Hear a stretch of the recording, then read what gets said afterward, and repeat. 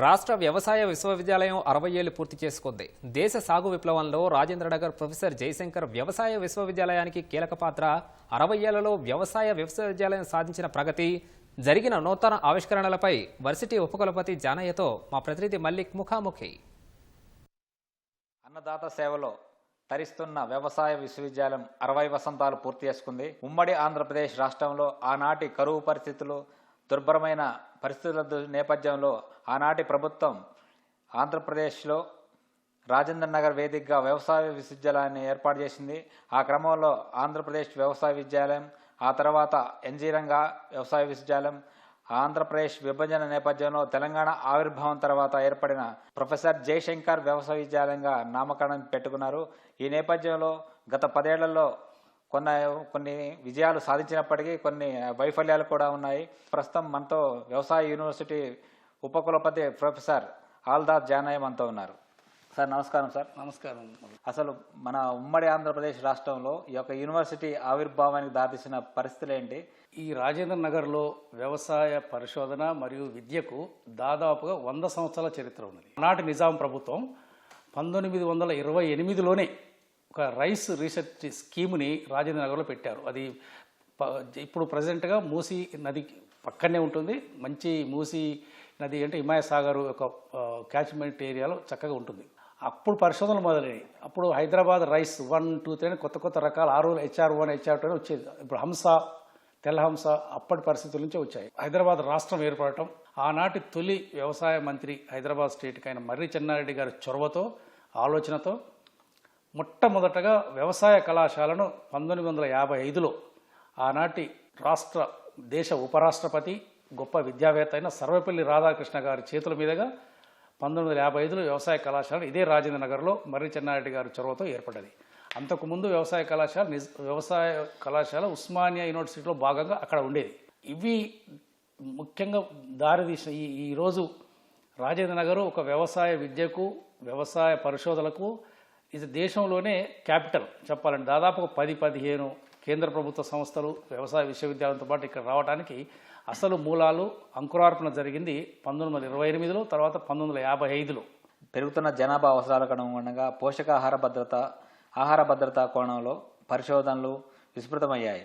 ఈ నేపథ్యంలో మనం రైతులకు అందించిన టెక్నాలజీ ఏముంది? దాదాపుగా 508 వివిధ రకాలు, వివిధ వంగడాలను అన్ని పంటలు కలిపి ఈ వ్యవసాయ విశ్వవిద్యాలయం రూపొందించి రైతాంగానికి అందజేసింది. ఈ విశ్వవిద్యాలయం రూపొందించిన రకాలు కానీ, వంగడాలు కానీ కేవలం ఉమ్మడి రాష్ట్ర రైతాంగమే కాదు, తెలంగాణ రైతాంగమే కాదు, యావత్ భారతదేశంలో 12 రాష్ట్రాలలో విస్తృతంగా ఇవి సాగులో ఉన్నాయి. ముఖ్యంగా వరి వంగడాలు, వరి రకాలు. దాదాపుగా భారతదేశంలో 3 కోట్ల ఎకరాలు, 12 కోట్ల ఎకరాలు మొత్తం వరి విస్తీర్ణాలు ఉంటే అందులో 3 కోట్ల ఎకరాలు ఈ విశ్వవిద్యాలయం రూపొందించిన రకాల కిందనే సాగు చేయటం. ఇది ఒక దేశానికే ఒక గొప్ప ఏ విధంగా సేవ చేసిందో ఒక చిన్న ఉదాహరణ. అదేవిధంగా మొక్కజొన్నలు కూడా మనం చాలా గొప్ప పరిశోధనలు జరిగాయి. దేశంలో ఉన్న మొత్తం మొక్కజొన్న విస్తీర్ణం 12% మొక్కజొన్న విస్తీర్ణము ఈ విశ్వవిద్యాలయం డెవలప్ చేసిన వంగడాల కిందనే ఉండటం మరొక విశేషం. ఒంగోలు గిత్త అనేది అది ఒక ఐడెంటిటీ ఫర్ తెలుగు పీపుల్కి ఒక ప్రైడ్. అది మనందరికీ. దాన్ని ప్రిజర్వ్ చేసి ఎంబ్రియో రిస్క్ టెక్నిక్ ద్వారా దాన్ని ప్రిజర్వ్ చేస్తూ తరతరాలకు అందించడంలో ఈ వ్యవసాయ విశ్వవిద్యాలయం పాత్ర గణనీయమైనది.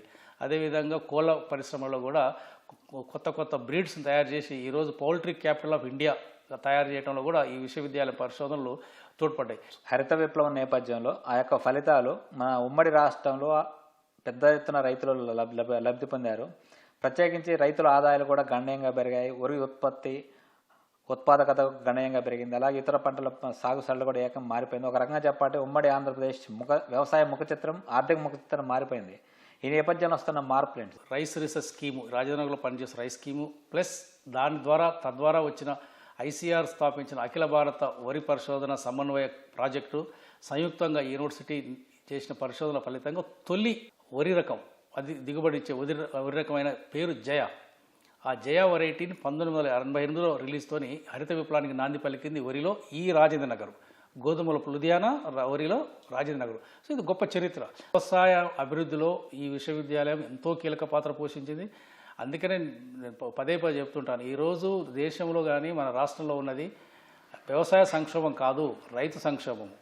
వ్యవసాయేతర కారణాల వల్ల రైతు సంక్షోభంలో నెట్టబడే తప్ప వ్యవసాయ సంక్షేమం ద్వారా రైతు సంక్షేమం లేదని ఈ సందర్భంగా నేను మన రైతాంగానికి కానీ గ్రామీణ ప్రాంతాలకు కూడా నేను సవినయంగా మనవి చేస్తున్నాను. ఇటీవల కాలంలో వ్యవసాయ విద్యకు గణనీయమైన ప్రాధాన్యం పెరిగిపోతుంది. విద్యార్థులు కూడా ఈ వైపు మొగ్గు చూపుతున్నారు. ఈ నేపథ్యంలో వ్యవసాయ సీట్లు కూడా ఇటీవల కాలంలో పెంచారు. ఆ పెరుగుతున్న వ్యవసాయ సీట్లకు అనుగుణంగా మౌలిక వసతుల కల్పన పెద్దగా సాగట్లేదని ఒక విమర్శ కూడా ఉంది. దాన్ని మీరు ఎలా అడ్రస్ చేస్తారు? నేను ఇక్కడ ఉపకులపతిగా చార్జ్ తీసుకున్న మరుసటి రోజే మేము 200 సీట్లు పెంచాం. మరొక ఫీజు ఏదైతే ఈ 10 లక్షలకు ఫీజు ఉండేది, అది ఎప్పుడో ఒక 10-12 సంవత్సరాల కింద 14 లక్షలు ఉండే, తర్వాత 10 లక్షలకు పెంచారు 8 సంవత్సరాల క్రితం. ఈ 10 లక్షలతోని గ్రామీణ విద్యార్థులకు ఇబ్బంది అని చెప్పేసి దాన్ని సగానికి సగం 5 లక్షలకు తగ్గించడం. పర్టికులర్ మా సమస్య ఏంటంటే వసతి గృహాలు. ఇప్పటికీ కూడా ఇదే రాజేంద్ర క్యాంపస్లో 1968లో ఆనాటి మాజీ ఉప ప్రధానమంత్రి అయిన మొరార్జీ దేశాయ్ గారి చేత ప్రారంభించిన హాస్టల్ బి హరిత నిలయం 312 మంది విద్యార్థులకు ఆ రోజు ఇచ్చిన అదే వసతి గృహం ఈనాటి కూడా ఉన్నది. ఆ తర్వాత కేవలం ఒక 150 మంది 120 మందికి సరిపోను ఒక ఎడిషనల్ హాస్టల్ తప్ప ఇక ఎలాంటి మనకు ఎడిషనల్ ఫెసిలిటీ రాలేదు. అదేవిధంగా మరొక 300 మందికి సరిపోను ఒక సి హాస్టల్ అని ప్రేమవతిపేట గ్రామానికి ఆనుకొని ఉంటుంది. అది కూడా దాదాపుగా 45 ఏళ్ల కింద కట్టించారు. అప్పటికి అదే హాస్టల్. ఒకప్పుడు సింగిల్ రూమ్స్ ఉండేది, ఇప్పుడు మేము డబల్ చేసినాం, ఎందుకంటే పెరుగుతుంది కాబట్టి. ఇక్కడ ప్రధానమైన సమస్య రెండు. ఒకటి, అమ్మాయిల సంఖ్య బాగా పెరిగింది. ఈరోజు విశ్వవిద్యాలయంలో ఉన్న మొత్తం విద్యార్థుల్లో 70% పైగా అమ్మాయిలు ఉన్నారు. వారికి అసలు ఒకప్పుడు వాళ్ళకి హాస్టలే లేదు ఇక్కడ. ఇప్పుడు అబ్బాయిల హాస్టల్ ఒకటి మేము కన్వర్ట్ చేశాము, అయినా సరిపోవట్లేదు. సో కాబట్టి ఈ పరిస్థితి అన్ని 11 వ్యవసాయ కళాశాలలు, 8 వ్యవసాయ కళాశాలలు, మిగతా 3 కళాశాలలు కూడా ఇదే పరిస్థితి. కాబట్టి మేము ప్రధానంగా ఆల్రెడీ ప్రభుత్వాన్ని రిక్వెస్ట్ చేసాం. మాకు ప్రతి కాలేజీలో ఒక 200 నుంచి 300 మంది విద్యార్థులు సరిపోను హాస్టల్ బిల్డింగ్స్ కట్టాల్సిన అవసరం, తక్షణమే చేయాల్సిన అవసరం ఉన్నది. అబ్బాయిలకు ఒక 200 మందికి, అబ్బాయిలకు 300 మందికి హాస్టల్ ఫెసిలిటీస్ ఇచ్చినట్లయితే ఇంకా మేము సీట్లు పెంచుకుంటాం. రాష్ట్ర విభజన నేపథ్యంలో గత 10 సంవత్సరాల కాలంలో పరిశోధనలు అనేవి పెద్దగా ముందుకు సాగట్లేదనే విమర్శ కూడా ఉంది. మన కేవలం వరి పంట మాత్రమే ఇస్తున్నాం. ప్రధాన వాణిజ్య పంట పత్తి, మొక్కజొన్న, ఇతర పంటలకి అంటే ఆ వైపు పరిశోధనల ప్రోగ్రెస్ ఎలా ఉంది సార్? ఉపకులపతి దప్ప ఇక వేరే ఏ కీలకమైన ఈ నేను చెప్పిన డైరెక్టర్ గారి, డీన్స్ కానీ నింపలేదు. దాని ప్రభావం వల్ల మీరు అన్నట్టు రీసెర్చ్ కుంటుపడ్డది. వ్యవసాయ విద్యలో కూడా కొంత నాణ్యత పోయింది. ఈ ఫలితంగానే 2015లో ఈ వ్యవసాయ విశ్వవిద్యాలయానికి దేశంలో ఉన్న అన్ని విశ్వవిద్యాలయాలలో 6వ ర్యాంక్ ఉంటే అది 2023కు వ్యవసాయ విశ్వవిద్యాలయాలు అన్నిట్లలో ఇది 37వ ర్యాంకు పడిపోయింది. ఇది క్లియర్ ఇండికేషన్. ఇది అదే మీకు చెప్తున్నాను, ఇది ఒక విమర్శ కాదు, ఇది వాస్తవంతో కూడిన విశ్లేషణ. సో కాబట్టి దీన్ని గ్రహించి నేను ఇక్కడ ఉపకులపతిగా చేరిన 2వ రోజే మొత్తం నోటిఫికేషన్ ఇచ్చాము. ఈ డీన్స్, డైరెక్టర్సు, రిజిస్ట్రార్లు మొత్తం నింపడానికి నవంబర్లో లాస్ట్ డేట్ అయిపోయింది.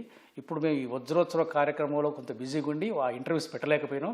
ఈ డిసెంబర్ చివరిలో కానీ జనవరి సంక్రాంతి కొద్దిగా అటో ఇటో మనకు కొత్తగా ఫుల్ టీం నేను చెప్పిన 5 కీలకమైన అధికారులు రాబోతున్నారు. నేను ఈ 3 సంవత్సరాలలో కనీసం ఒక 10 ర్యాంకు లోపుకు తీసుకుపోవాలనేది మా టార్గెట్.